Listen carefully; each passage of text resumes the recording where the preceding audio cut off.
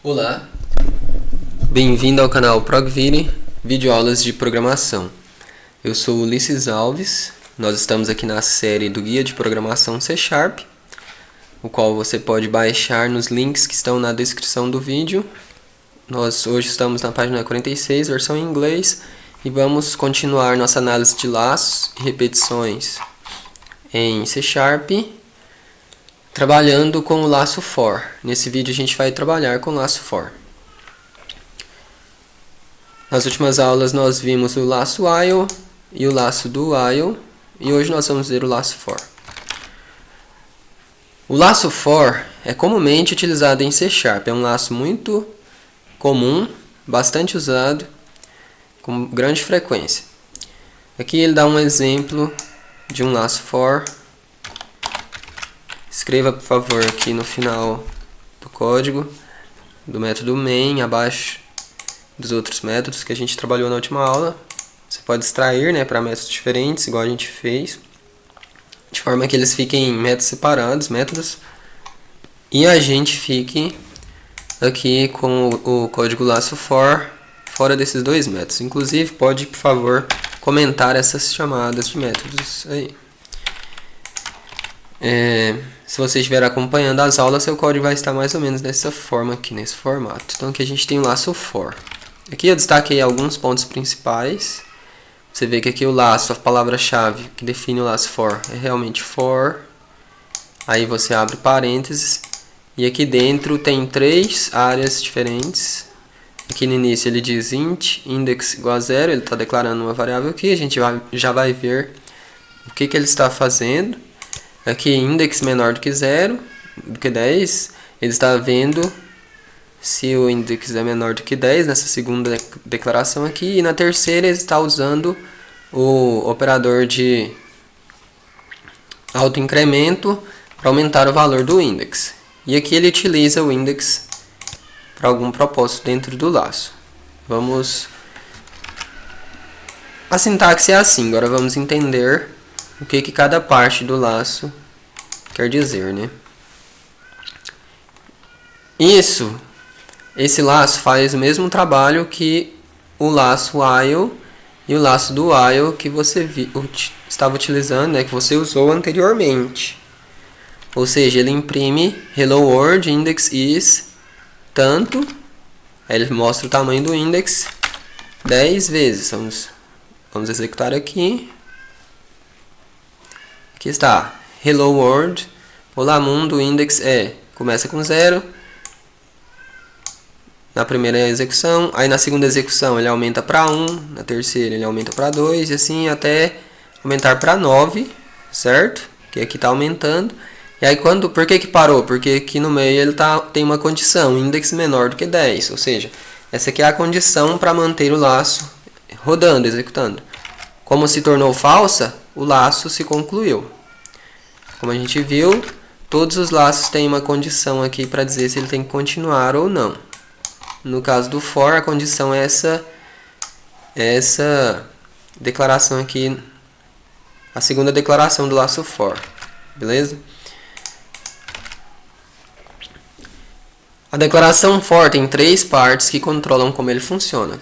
A gente está dizendo aqui. A primeira parte é o inicializador do for.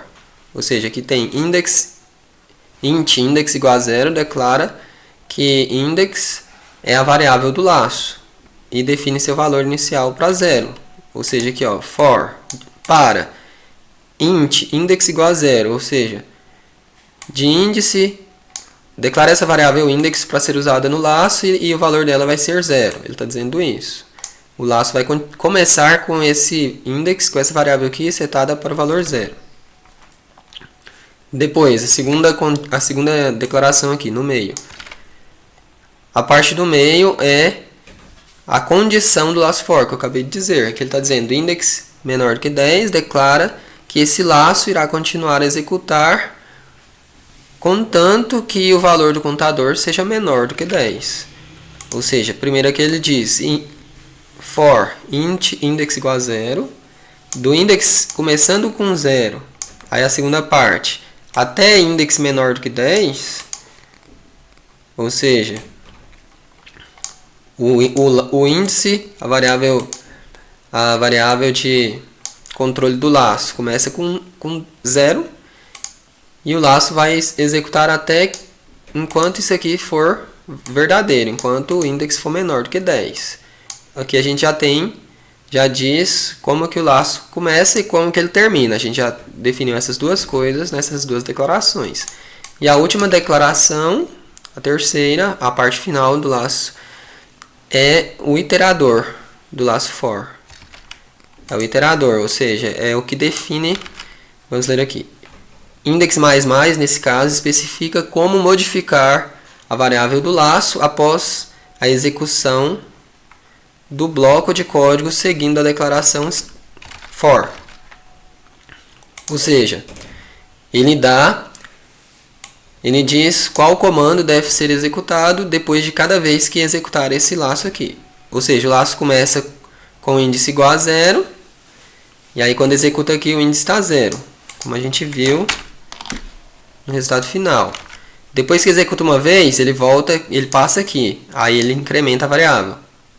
Tá 1 agora, ele passa aqui, aí ele volta, ele olha, o índice é menor do que 10? Não, então ele vem aqui e aumenta ele. E aí vai executando, até que aqui se torna falso. Quando o índice se torna 10, o index, então ele não executa isso aqui mais. E aí o laço conclui. Aqui ele especifica que o índice deve ser incrementado por uma unidade cada vez que o bloco executar. Poderia ser outro comando, poderia ser qualquer comando aqui na verdade. Aqui ele escolheu aumentar de 1 em 1. Você poderia aumentar de 10 em 10, de 2 em 2, etc. Você escolhe como fazer. Geralmente é mais aqui porque você quer executar o índice 1 por 1 mesmo. Mas não é obrigatório aumentar só de 1 em 1. O que você tem que entender é que aqui ele define como o laço inicia, o estado inicial da variável de controle do laço.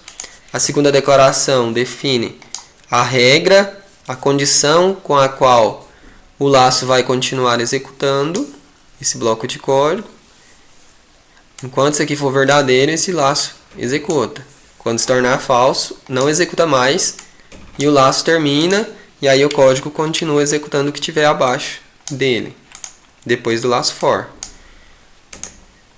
E a variável index aqui serve para a cada iteração, ou seja, a cada execução do laço, essa declaração é executada, de forma que não se torne um laço infinito aí, né? Porque se sempre fosse 0 aqui, ia ficar imprimindo para sempre, porque nunca ia ficar maior do que 10 isso aqui, nunca ia ficar igual a 10, sempre ia ficar menor que 10. Então, essa terceira declaração aqui é a forma que a gente tem de modificar o estado da variável contadora aqui, para que em algum momento a declaração do meio aqui se torne falsa e o laço seja concluído. Beleza? Aí aqui ele dá uma sugestão, experimente com estes você mesmo. Então ele está só pedindo para você exercitar seus conhecimentos aí, modificando o inicializador, para começar em um valor diferente. Por exemplo, em vez de começar em 0, a gente poderia começar em 2 ou 3, por que não? A gente executa. Olha lá, ele começou em 3. Não apareceu nem 0, nem 1, nem 2, porque começou em 3. Foi até 9. Porque 9 ainda é menor que 10. E a outra coisa que ele pede é, só para exercitar mesmo, modifique a condição para parar em um valor diferente. Você poderia dizer, menor do que 15. Ou seja, vai de 3 até 14 nesse caso aqui. Beleza? Então, é isso, laço for. Obrigado por assistir esse vídeo. Eu peço que você dê um like, curta o vídeo.